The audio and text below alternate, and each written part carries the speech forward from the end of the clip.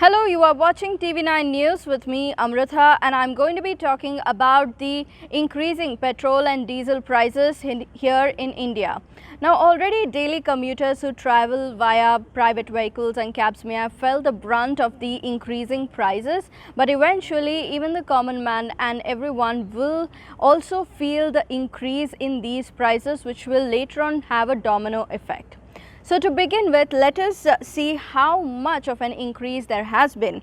If we count the current petrol and diesel rates in Delhi, the national capital, the petrol prices rose to 83.71 rupees per litre from the earlier 83.41 rupees, while diesel price went up from 73.61 rupees per litre to the current 73.87 per litre.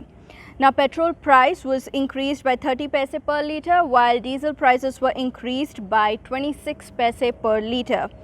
Now, the prices of petrol and diesel vary from state to state, as each state have its own taxes that they levy, which again differs from each state. And also this time around, Maharashtra and Rajasthan have levied the highest amount of state taxes on fuel. So this time in 2020, so far, India has registered the highest fuel price hike since September 2018. And there has been almost a collection of 200% taxes on fuel only by the union government since 2014. So given all of this, we need to ask the question, why exactly the prices are being hiked? Now, number one of the reasons that the prices being hiked could be because of the international crude oil prices also going up. Earlier in October, the crude oil price internationally was $36 per barrel, and in December it has increased to $49 per barrel. Now, this particular increase has been reason to the announcement of a COVID vaccine rollout, which has given a lot of expectation that things will go back to normal.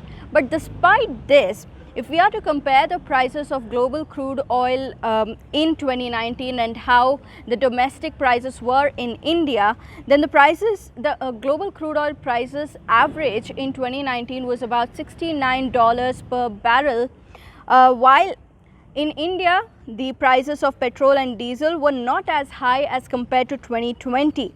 So now another reason why the prices are increasing is quite evident. That is taxes. More or less right now, petrol bunks are being seen as a way of source of tax collection by the government in disguise. Now, successive governments have also done the same and looked at fuel as a source of tax revenue, but this time around the price hike for fuel has been exaggerated due to the ongoing pandemic and its impact. Now, usually to explain how the prices increase, the fuel prices have two sorts of taxes levied on them. One is central and the other one is state government tax. Now, so far, as we said, union government since 2014 has increased the taxes by 200% on fuel. Even BJP MP Subramaniam Swamy took a jibe at the government of India, calling it a monumental exploitation, and the opposition has also criticized the government for the same. And speaking in terms of political aspect, the government has in March taken parliamentary approval to increase and hike petrol prices to 18 rupees per litre on petrol and 12 rupees per litre on diesel. And as of November 1st, the excise duty stood at 12 rupees per litre on petrol and 9 rupees per litre on diesel. We all know that the government is increasing the taxes to fill up its treasury, and already the government is struggling with a very record low of GST revenue collection as well. But this doesn't negate the fact that the central government is also going on with its project of Central Vista project, which costs thousands of crores of rupees while collecting taxes from the common man from fuel price hike and others. Now, like I said earlier in the beginning of this episode, this particular price hike will also affect the common man in a larger sense, and that is going to happen because the price hike on fuel is going to feed into inflation.